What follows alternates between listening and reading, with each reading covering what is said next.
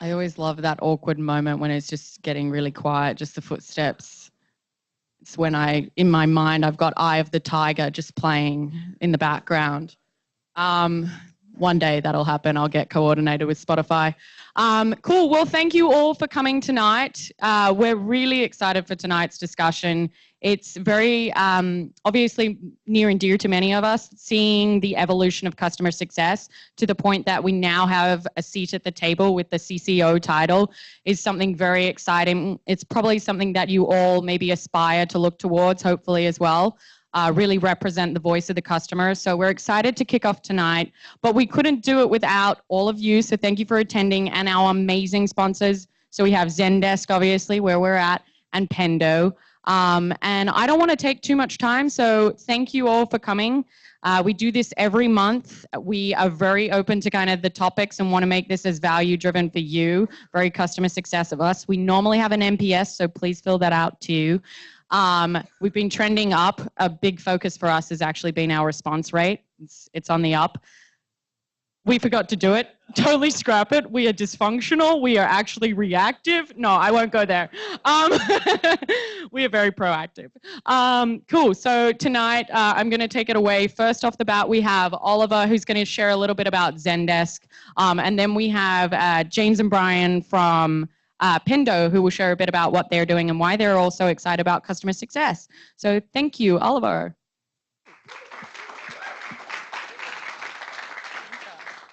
Well, first of all, yeah, thank you for attending. I didn't realize we were going to get such a large group, so I'm excited that we've got the customer success group with such a big community, and yeah, welcome to Zendesk. So I'll talk a little bit about Zendesk really quick, but raise of hands, how many people actually use Zendesk at their companies? Great, wow, that's amazing. So hopefully this won't, I won't sort of speak for too long. But some quick stats about Zendesk. So we've been around since 2007. We celebrated our 10-year anniversary last year. We've got offices in 16 different locations around the globe. We just hit over 2,000 employees. So as of today, I found out we're at 2332. So we're growing really fast for a company who's only been around for a little bit over 10 years. And as you can see, we've got a lot of customers that we're supporting, and we do a lot of work in this community. I think one of the great things about Zendesk is that we're committed to the Tenderloin and to make it a better place here in the city. And so we do a lot of volunteer hours as part of our sort of new hires and ongoing sort of support of the as our regular employees. But quickly about Zendesk omnichannel solution. So we're a customer service platform. For those that don't know, we're really helping to drive more meaningful relationships with our customers so that they are getting a more personal and productive sort of experience when working with companies. We have an omnichannel solution. So it allows customers to engage with you through multiple channels. So as you can see here, support, chat, and talk, which is our voice product. And then, as you mature as a company, providing that self-service through our guide product. Explores our insights and reporting. And then Connect is our proactive sort of product that'll allow you to outreach to your customers in product. So a little bit about success. So our success organization is probably one of the more mature organizations that I've seen, this is my third company working with. I'm really excited because before coming to Zendesk, actually I was a customer. So I leveraged a lot of the data as a customer to really work with my customers, especially around the support tickets that they had, and to really ensure that I was escalating and we were getting their resolutions as quickly as possible. And so hopefully as customer success professionals out there, you're leveraging the product the same way that I did as a customer. And so as we continue on as a company, we're only going to create more features to enable you to do your jobs better. So thank you.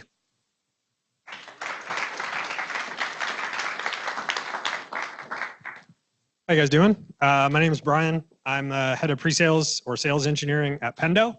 What is Pendo? Pendo is a product experience platform. So very similar to Zendesk, we're all about the customer's experience.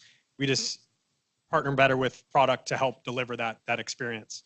Pendo was really founded with that conception in mind. A lot of our founders came from product management backgrounds that were very good at product managing, but they also lacked some of the cross-departmental things that help build amazing products. Data is one of them.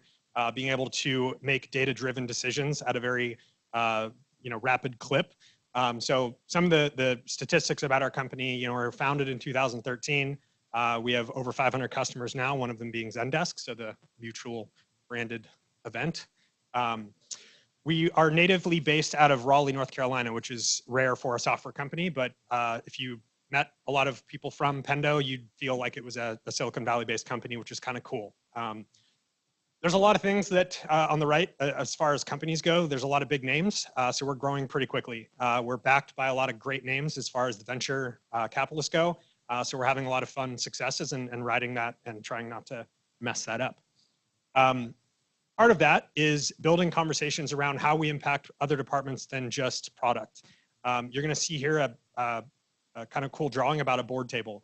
And what is consistent about this is that it's creating conversations across all departments. It's not just product. It's not just engineering. It's product, engineering, success, marketing. And that's what we're here to talk about today. It's bringing all of these things together and providing a tool that's able to be the catalyst to that conversation. So with me is also James from our success group to talk a little bit about how we incorporate success into what we're talking about. Cool. So I am actually Zendesk's customer success manager at Pendo. So absolutely love you guys. Thanks for having us. I am the only Pendo CSM in the San Francisco office as of 3 months ago from North Carolina. So still looking for bars and restaurant recommendations. Absolutely. But just from a customer success perspective, these are some of the key things that we focus on at Pendo in regards to onboarding new users, understanding where they're using the product, what's important to them in the product, making sure they're constantly staying engaged and we have a pulse on their sentiment at all points. And I mean, I think for a lot of us here in CS, what's really important to us and what's important to me when I was looking for companies was a company that was backed by a maniacal focus on the customer. And it's one of our core values, and it's one of the things that really intrigued me about Pendo. This is some of our teams. So the CS team at Pendo, we're 11 CSMs. We have technical success team, technical account managers, and professional services that all rolls up. And we, as a company, though, the most important thing for us is that it's not just the CSM team, it's across the executives, it's across products, it's across engineering, that they all have huge buy-in for making sure we're making an impact on our customers and living up to what we're selling and what marketing's talking about. So that's, for me, what really gets me excited about customer success. And our final plug is we are hiring with Pendo, customer success in San Francisco, technical account manager in San Francisco, and a lot more roles in North Carolina if you ever want to move east. So love to chat with any more afterwards.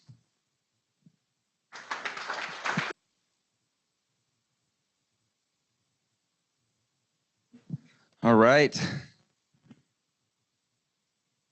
I'd like to welcome up Maranda and Sherrod for, we can kick off the panel.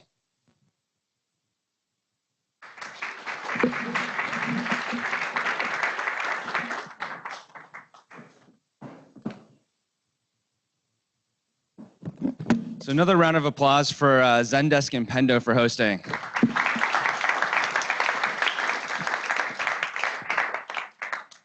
All right, so I guess I'll let you guys introduce yourself, but I would love to hear a little bit about your roles and what your guys' companies do as well. So I'm Miranda Dziekonski. I'm the Chief Operations Officer for rentLEVER. Our company is a vacation rental property management company. So if you think about Airbnb and VRBO, we have an API behind the scenes that will push the posting to all of the different platforms as well. We do the property management component as well. So we're tech, data, and services on the ground. So it's pretty complex. Great. My name is Sherrod Patching. I'm the Chief Customer Officer at a company called Leadspace. We're currently called Radius plus Leadspace. We actually have just merged in a true merger with another company called Radius. We're both data and AI companies. So we've just come together, still figuring out what that looks like for the two teams together. But we ultimately are a data company, and I oversee everything post-sales for the Radius plus Leadspace, kind of on the Leadspace side currently. Awesome. So let's start off with backgrounds. So when did you guys first take your first steps in customer success, and then we'll kind of watch that evolution from there. Sure. So I'll give you a little bit of my career trajectory just in case you're interested, but I actually started out on working with customers. I did my degree in music and was working on the side in gyms because I needed a job because I was poor, and that kind of that continued to progress while my music career did not so much. So I did probably 10 years in music, and at the time was building up this career in gyms. Ended up managing this 40,000 square foot gym with 50 team, and really my career was progressing and my music career was a little stunted. So I eventually got to the point where I was a bit dull of being poor, and so actually pivoted into tech. So I've been doing customer facing things for a long time, but actually in tech for about 10, 11 years now. So I have been in a customer facing role for about 21 years now. My birthday's Friday, so I had to do the math on that. I started out really early in a customer support role, progressed into an account management role, which was in the early 2000s, before customer success was even a twinkle in anybody's eye, was their version of customer success. And I really worked my way from being an individual contributor and took various turns and twists. Did auditing for ISO certifications, training, and managed teams for collections and support and success and all those various things in a customer-facing org. So I think both of you actually touched on the next question I was going to ask, which is the path to the C-suite a linear path, or is it zigzagging? And it's clearly very zigzaggy. I guess when you think about your careers, in the very beginning, did you know you wanted to be a C-level executive? So I knew that I wanted to go as far as I needed to in order to be able to bring the voice of the customer to the organization at the level that I felt it needed to be. I've always been passionate about customers and how they're serviced in an organization, and also how the customer-facing organizations are viewed at every level in the org. So I didn't have the said goal to say I wanted to be a COO of a company. I just knew I had the drive to get the customer-facing organization the respect that it deserves in an organization, and also help develop and shape how customers are viewed in every department. I think I was most focused on people, not dissimilar, but customers and people too. I think I'm as passionate about building the customer success team as I am about customer, because I feel like strong customer success teams are synonymous with strong customers.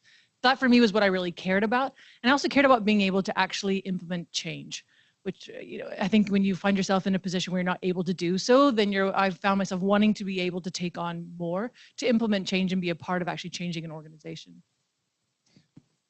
If you look back, what advice would you have given yourself when you started off your journey towards where you ended up? Ask for help really early and often, and make my intentions clear with leadership. Don't assume that leadership knows what your goal is, and that they just can see how awesome you are. And they're gonna, just promote you from your hard work. Like, make your intentions clear. If you have a goal that you want to, be a VP, or if you eventually want to be a COO, have that deliberate conversation right away, so you can have another set of eyes that can tell you the skill sets that you need to develop in order to move to that trajectory. And also look for coaches and mentors. I think one of the best things I ever did was get an executive coach. It's not a cheap investment, but it definitely made a huge difference in my career path. And just having an honest coach. There's a difference between a coach and a mentor. The coach will tell you what you don't want to hear, or what you don't want to admit about yourself. So it's important just to have those types of people in your life. And two come to mind for me. I think one is to make decisions more slowly. I think particularly coming into new environments, like a merger, for example, it's easy to come in and start to make decisions quickly about strengths of teams or performance or how things should be. And I've learned the hard way to make decisions slowly. And I think the other thing I've learned is to live more in the gray, that things aren't so black and white. And that the more senior I get, the more I realize that there's always two sides to everything, and that there's kind of a dance that needs to happen. So oftentimes, I think if we shift gears a little bit, oftentimes when you're an employee and you look up and you see all the C-level executives, it's hard to actually understand exactly what they do. I'd love to hear a little bit, what are your day-to-day responsibilities? Maybe that's hard to articulate. Yeah. We're still a fairly small organization, so my day can be quite macro and also be down in the weeds. So this afternoon spent an hour and a half troubleshooting why our Eloqua integration isn't working with 2 of our team, because we're completely stumped why data isn't flowing from one system to another. And we were having a pretty healthy debate on our opinions on why. And then I could be in a boardroom like I was this morning with our board, talking about our performance for Q1. So I fluctuate everything in between. Yeah, so as well, I was on a call with the board yesterday at 7 in the morning, talking about growth and if we're going to hit or miss our numbers. I own everything from, post-sales and eventually pre-sales close is going to be transitioning as well. But I own the HR component, all the office operations, all of that. And we're a really small company of about 26 employees. So it's creating, the strategy for the year, making sure we have, everything set to hit the growth numbers, looking at churn, all of the things that, you do on a day-to-day basis as a customer success manager, and then reporting it. I mean, it's way more than that, but it's just. I can see why it was difficult to consolidate all that into a single response. When you think about, you touched on this a little bit, but like the metrics, what metrics are you responsible for as part of your role? Obviously churn, but what other metrics are you looking at and responsible for?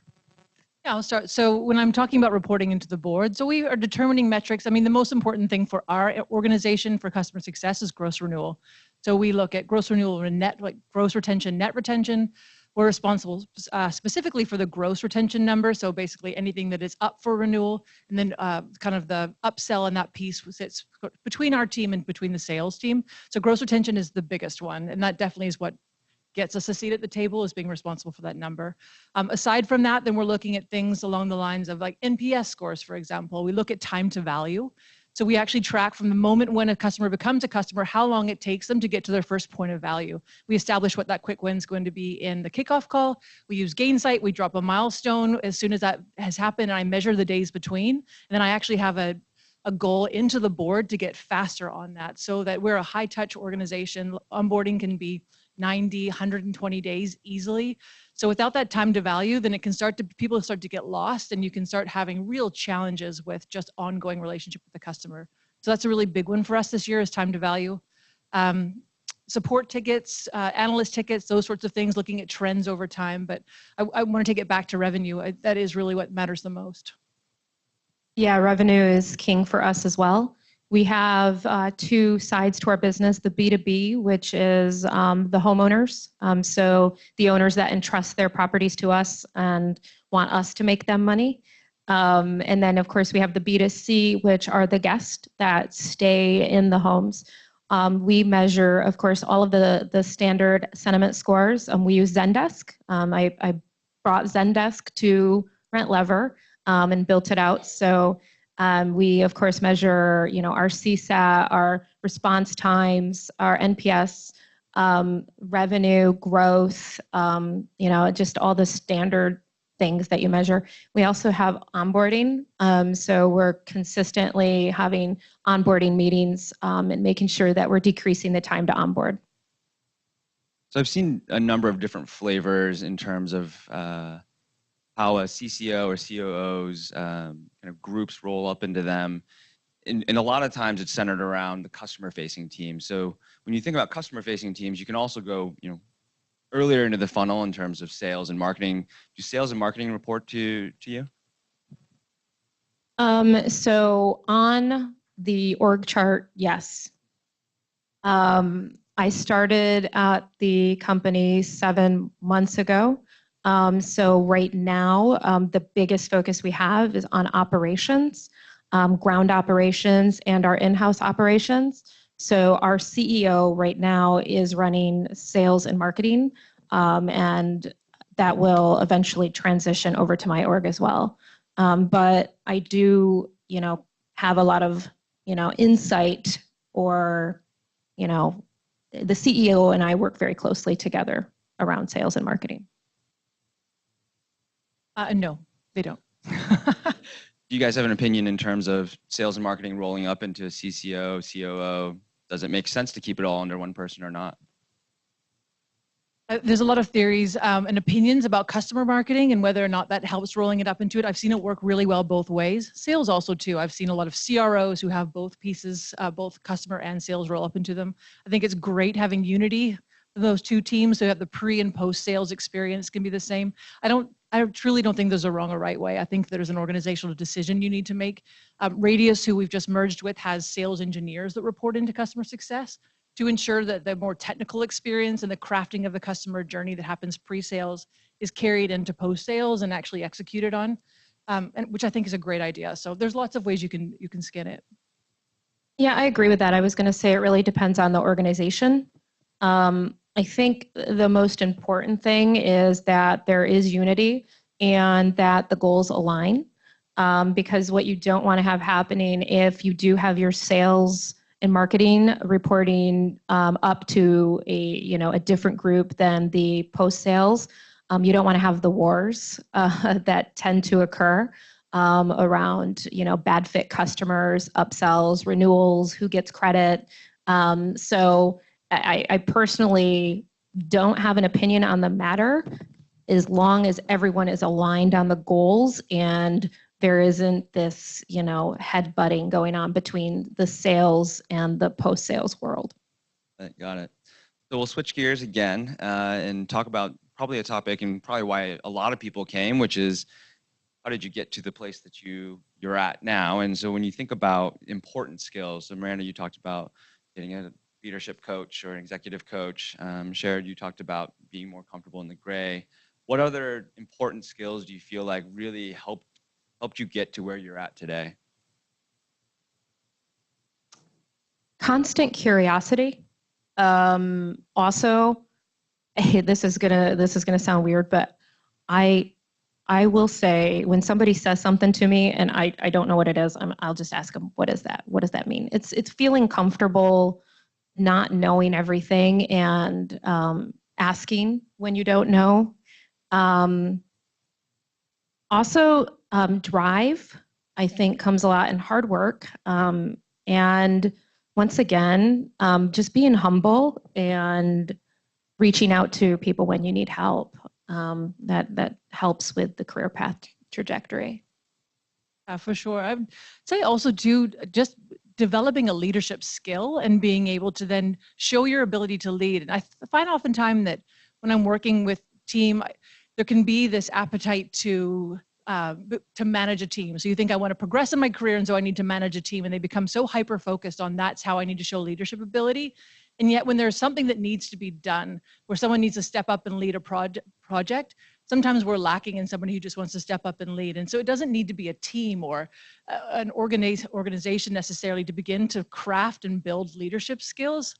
So I would encourage you, if you're looking for those opportunities, to find places you can lead every day, because I promise you, whoever is above you is crying out for someone to just step in and own some things, to just get it done. And I found that for me, I kind of have just a get shit done attitude, and being able to step up and just say, I'll fix that, has really helped me in my career progression.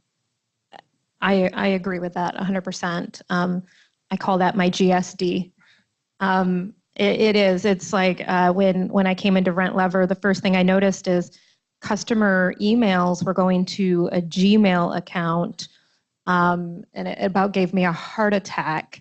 And we didn't have the IT skill set there to, build out Zendesk or another ticketing tool. And I just put on my GSD hat, called up Zendesk, and I'm like, I'll build it. So it's definitely a lot of that. And also, I just had this conversation with a team member earlier who is a recent college graduate as of last week, and immediately thinks that he needs to be propelled into, maybe a management type role or somewhere where he is driving value. And the conversation really is, it's you don't necessarily, the career paths are going to vary. It's not necessarily that you need to go from individual contributor to people manager. Maybe you want to go from individual contributor to a function manager, or maybe manage a distinct area within the org to build those skills to get you there. Both of your careers went through customer success at some point to get to where you're at today. When you think about like the recent college graduate that you just spoke about, do you feel like customer success is the best place to start if you were to do this all over again? Or do you feel like maybe getting a start in sales or anything like that, or does that even matter? I don't think that really matters, even though I will say, I think starting in some type of customer operations function to where you have to talk to the customer is going to give you profound perspective on many areas in the organization.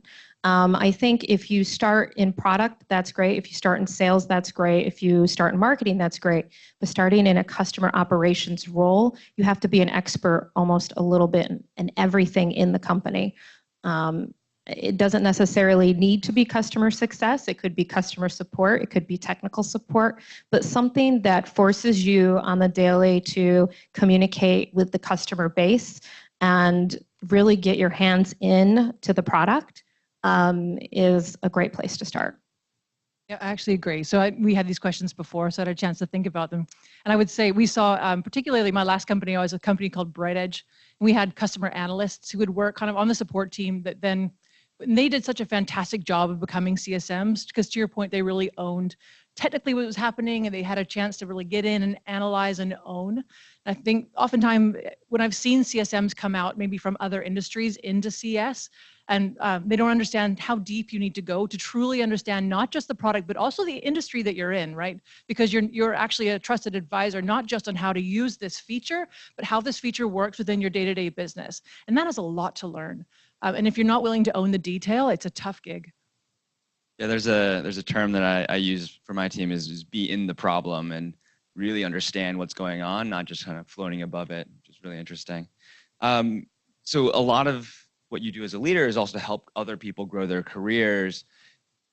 When you're working with them, what are the skills that you feel like people are sometimes missing and overlooking? Maybe I'll start with what we look for. So we actually look, so we're high-tech data. So we look for three primary things. I look for someone who has sort of SaaS skills, who understands technology. Sometimes that transition out of technology into technology, or startups and things being bumpy, or if there's a bug, and just some comfort with, it's okay, we'll figure this thing out. So some sort of SaaS experience is one, ideally CS, but not necessarily. Two, we look for someone who has the ability to analyze, and that doesn't mean they've been an analyst, but it means they can show the ability to analyze. So we have questions that we ask, and actually we've ended up moving to this assessment that we do that's just kind of a fun 15-minute assessment that we send out as a part of the interview process. And they just ask them some kind of different questions and problem-solving questions and helps us understand their ability to break down a problem, which helps us a ton, and also helps us to spend less time kind of in calls with people that maybe aren't a great fit. And then the third is actually someone who can show the ability to be kind of that project manager. So to manage multiple moving pieces, we've got, particularly in our enterprise accounts, we'll have multiple business units, multiple buyers, multiple champions and POCs underneath them, plus a ton of people on our side, product team and R&D. So it's a lot of moving balls at once. So those are the three pieces that we have found that have been really relevant for us. Yeah, and I think a couple of years ago, I wrote an article about how to hire a customer success manager specifically. And, I'm testing for very much similar attributes that Sherrod, I always want to call you Sherrod, talks about. And I go even a little bit deeper. I want a writing sample. I want to make sure that you can communicate well in writing and break things out in a way that would make sense. Especially if you're dealing with something that's heavy on the tech side. I also want to make sure that you can hold a conversation on the phone. I know that sounds really simple, but in today's day and age where texting and emailing is more the norm, it's really important that people in customer success can explain complex situations over the phone and not in a manner where they can think on the fly and not have the time to sit down and write it and reread it again and again. I also look for proactive thinkers. There's certain things you can train on. I can train on systems. I can train on how to do, how to look at spreadsheets of data and find trends and things like that. But proactive thinking is a really interesting skill set. So when you start seeing those trends, how do you identify where the problem is, and then how do you get proactive about that problem? And I usually have like a whiteboarding activity that I do with them to help identify the proactive thinking. So a number of us here are managers or team leads. And so how do you go from being a middle manager, frontline manager, to the VP level? What is the difference there?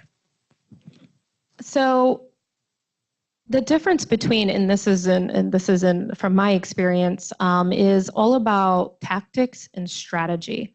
So it's switching over from the tactical day-to-day management. Even though in small startups, it doesn't matter what level you are at, you are going to have the day-to-day tacticals, but you need to be able to flex and start thinking about big picture strategy, long-term planning, looking at how things outside of your team are impacted by what your team is doing, and how you can help, bring others in other departments along with you.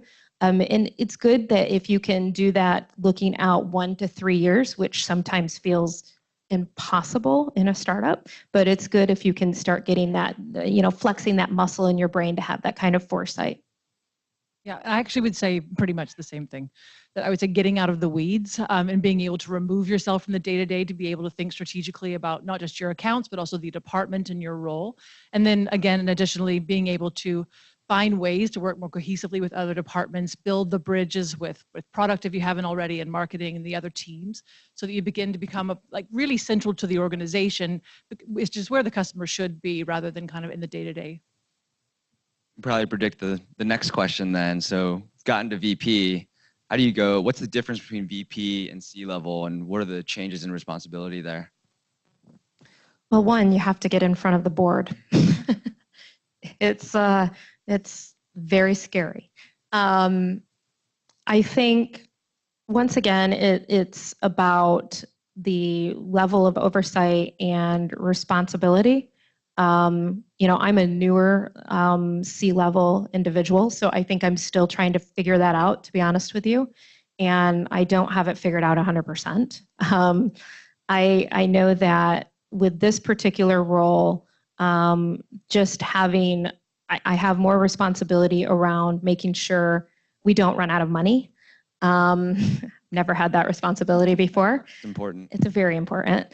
And also just the overall, I can't reiterate the importance of making sure that we're hitting all of the metrics across the board, and that we're setting ourselves up to hit those metrics again and again, because that's what the board is looking for, the growth. Yep, I'd agree. And I think that one of the things that I've seen the shift in my role is moving from understanding the performance of our team and kind of how the teams, and to understanding the performance of the business, and really owning that performance of the business overall. And my part in it, sure, but also too, I need to make sure, this morning I needed to make sure that I knew my numbers more than my board knows my numbers, and that I'm able to answer those questions and be able to speak well to both at the deal level and also to forecast and the things that are happening. So that's been the largest shift for me, is the kind of the ownership and the awareness of where the business is going. When you think about the future, where do you take your career from here? Where are you looking forward to? What is your next step? Pass. You pass, yeah. No, That's a hard question. It's a hard question. Really hard question.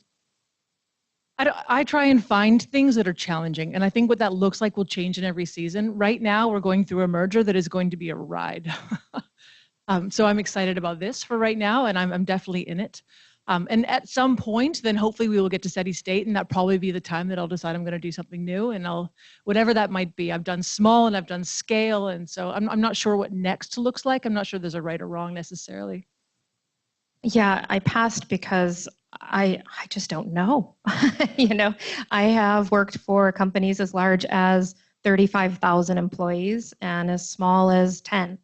And I enjoy different things about both of them.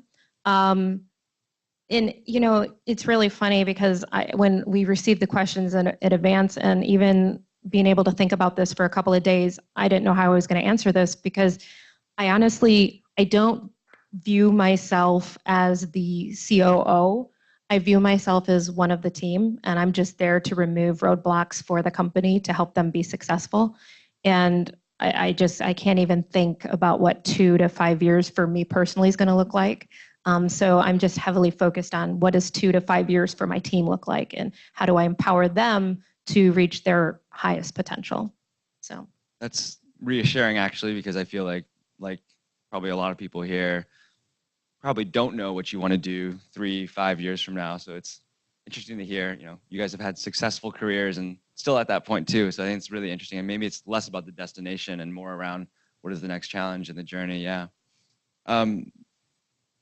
So having a customer success professional get to the C-level is a relatively new development in the last few years. How do you see customer success continuing to evolve moving forward? So customer success, as we all know, birthed out of the need of, the reoccurring revenue model and all the subscriptions in a SaaS industry. And I'm seeing it now, and I'm experiencing it personally, that, it's going beyond that. We're going to see it in other industries. And I can see it even expanding to industries that have like a manufacturing component, or, CPG or other things like that. Also, I think this is the reality now. And a couple of years ago, it wasn't. Customer success teams now have marketing professionals working in the customer success team, product professionals. Customer success has certainly evolved from just being a team or a department to a company-wide mindset. And I think that CEOs of companies and boards are very bought in. I'm living proof of that. They specifically were looking for someone with a customer success background because they wanted the company to be maniacally focused on the customer. So they specifically wanted someone from that type of background for this role, just to bring that to the organization. And I think we're starting to see more and more of that. Yep. So I think that we'll have the opportunity to pioneer outside of technology, some of the customer success that we're learning once we move out of the bubble that we're in of the Bay Area, and being able to take this and actually be thought leaders in a space, because competition is rising. We're having more and more ability to choose as there's more and more just opportunities out there and companies that are vying for our businesses. So I agree. I think that customer success, we're already seeing that move out of technology. And I think a lot of us as leaders will be the ones to be able to go out and pioneer those in new industries and verticals.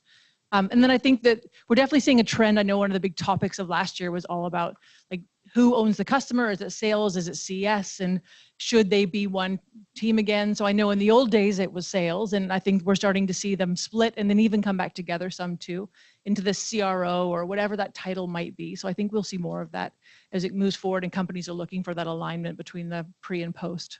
Yeah, for sure. And I think, I don't know if anyone saw this, but LinkedIn actually just released the hottest jobs for 2018, and customer success is actually, I think, number 4 on the list, which is amazing to see. So we typically like to end with a practical piece of advice for the audience. What would you leave the audience with that they could take home and maybe start doing tomorrow? Network. I can't, reiterate how important it is. Come to these meetup events, go to other events, network, reach out to your network. I don't know how many Facebook friends I have that I either haven't seen since 11th grade, or, maybe met once at some event or LinkedIn as well. Have lunch with people, reach out to them, network, get your name out there, get your face out there, because really, in reality, it is a little bit about what you know, but it's a lot more about who you know when you're moving up in your career. Yeah, for sure. And I would recommend that you, and I'm sure that you are, but be passionate in what you do. I think the people who really leave the impression on me and the ones that I want to raise up as leaders, the ones that I see who just give themselves completely to something and come at it with passion. And the other one would be that kind of that get shit done, that thing we were talking about. If you're going to do something, do it. Just get it done. People who say they're going to do something and actually execute, those are the ones that you want to keep and see progress and that you trust. So that'd be my recommendation. Awesome. So I think we'll spend about 10 minutes for questions from the audience. I'll run out and run the mic to people. Who's got a question?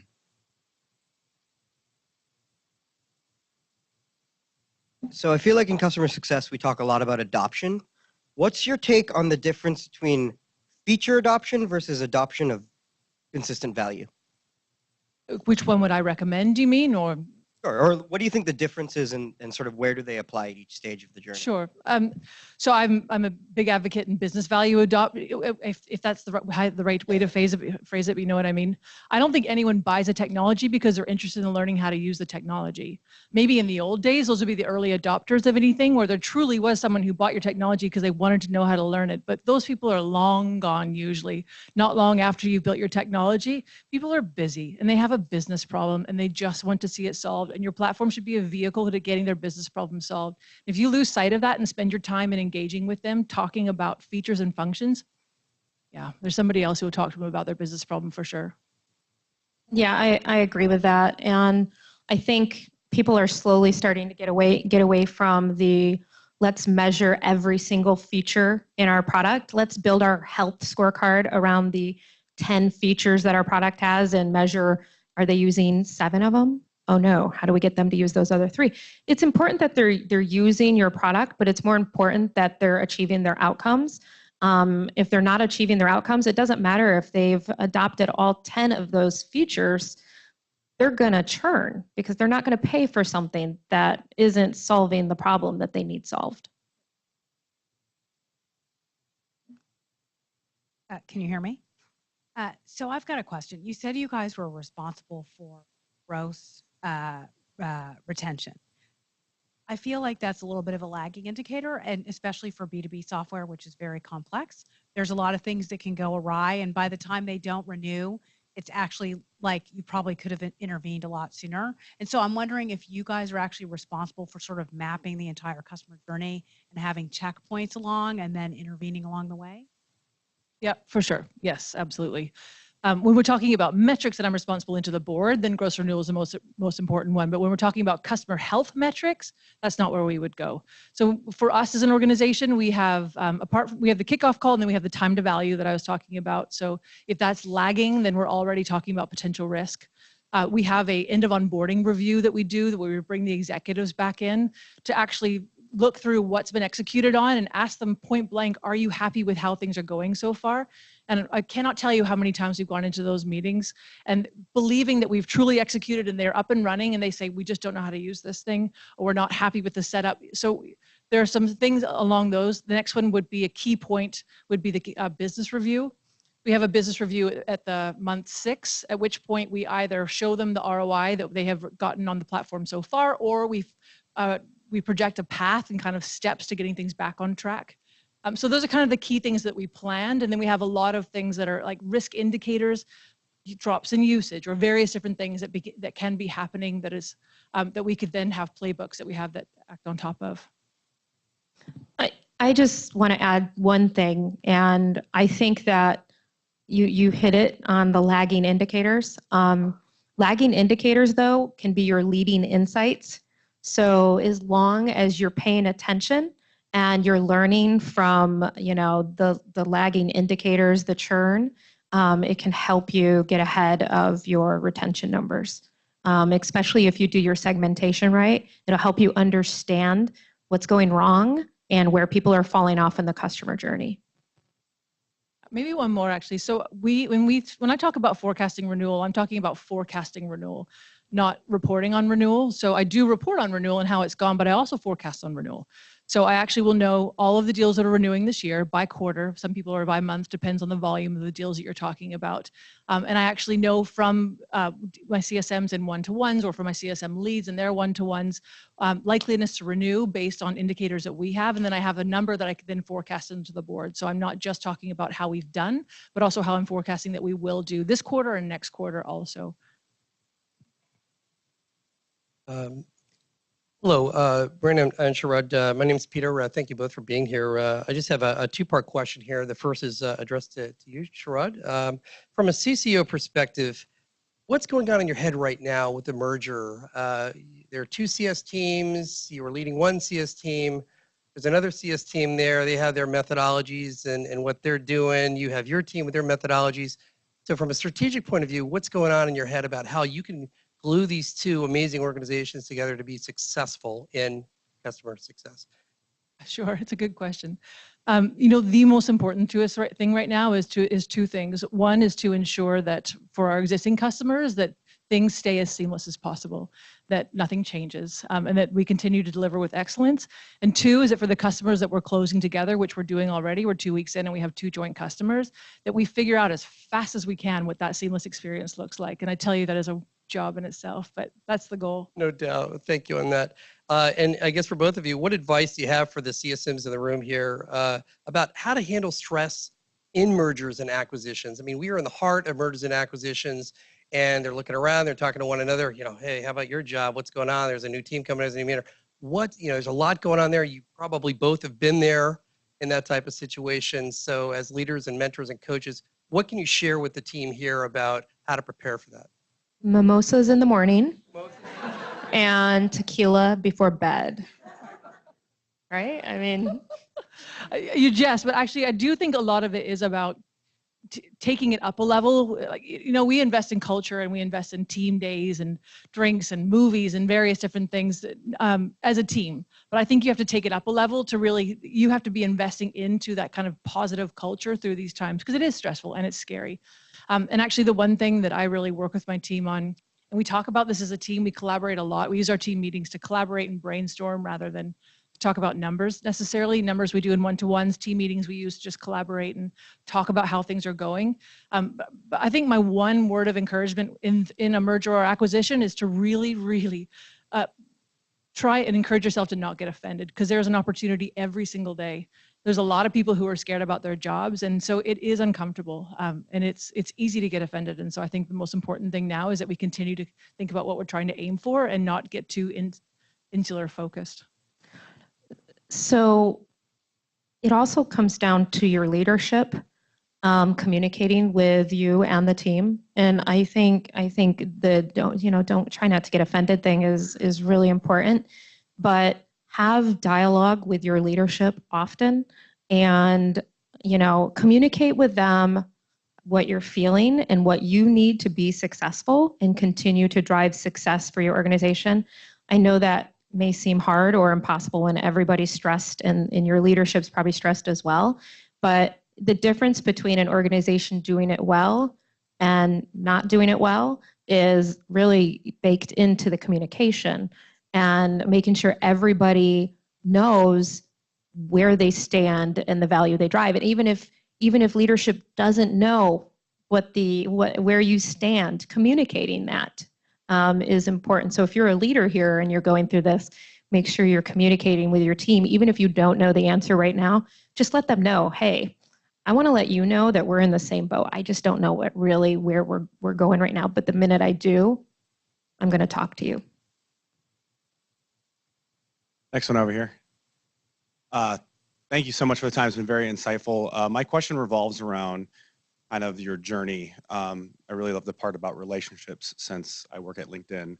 And I'm really interested to see tactfully if you've ever run into roadblocks with poor managers that may be blocking you from your journey, how you reached to the C-level, and how you circumvent that or how you built your brand within the company to get to the position that you're at from a customer success level. I've had great managers and a couple managers that I would throw in the horrible bucket. And I specifically remember one manager early on when I made it known that I had an interest to go into leadership, pretty much told me that he didn't see my skill sets developing any further beyond than what I was doing at that moment. And I viewed it as a personal challenge. And that's when I reached out to a personal mentor that could help me figure out why would this manager be seeing this or be saying that. So yes, I have encountered many roadblocks, both personally and professionally, because I mean, I'm sure we all suffer from imposter syndrome as well. So it's making sure, once again, to me, it's all about communication and finding the mentor or the coach that you need to help you get to where you want to go. To add to that. No, I think it's good. I actually have been fairly lucky. I haven't had many with roadblocks. I think also too, it depends how challenging it is. I think sometimes we stay in environments where it just isn't a fit. So yeah, sometimes I think I've moved on. Great. Hi, Miranda and Sherrod. Thank you so much for being here. This has been really great. It's lovely to hear your stories. So my question is around whether or not you feel strongly about CS being tied to the renewal number. You mentioned earlier the key metrics being gross revenue. And so I'm wondering if you think that CS should definitely, like CSM, CS org, should be tied to that renewal number, or is it okay for that to sit with sales?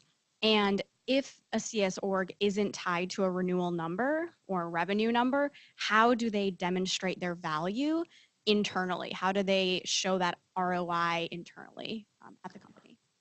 I think that, so look, I've always split the upsells and renewal numbers from my CS teams with one caveat. They do own, okay, what I'm going to say is very contradictory. They do own a renewal number. They do not own the facilitation of the renewal.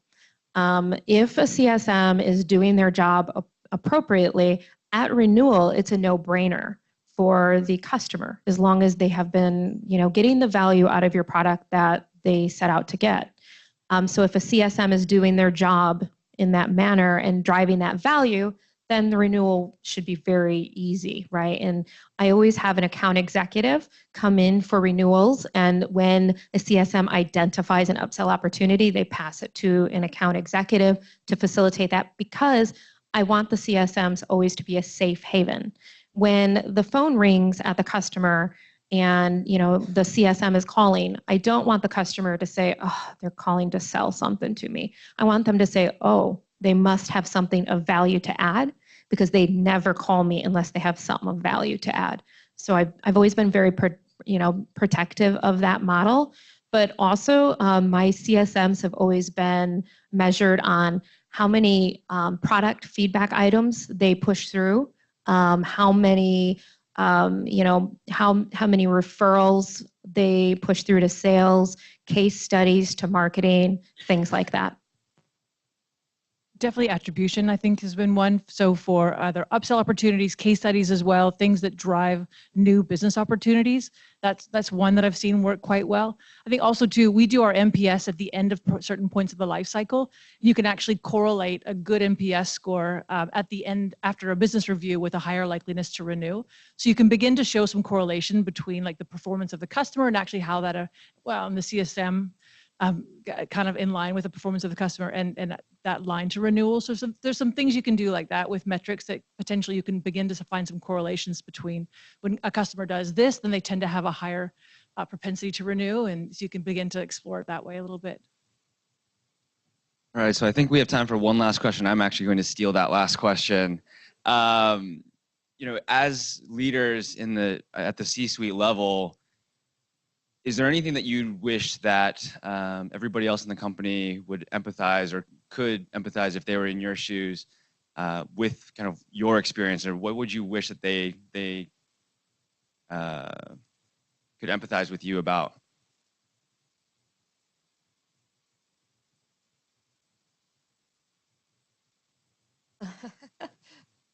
Thanks, Junan.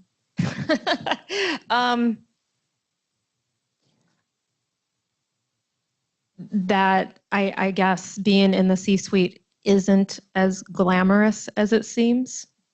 And that you probably worry more than you would ever imagine about some of the littlest things that you would never think about. Yeah, I think I've been lucky that we have a team and a leadership team that's very focused on customer centric. So I don't have this, oh, if you only knew how much the, so I've been very blessed that way that I'm not part of one of those leadership teams. So from that aspect, I don't think I have anything. I think from a personal aspect, it's definitely not a sexy thing. It's a job. It's a leadership position and there's a lot of pressure. And so I think I am blessed to be able to be where I am, but it's not the only route. Round of applause for Miranda and Sherrod.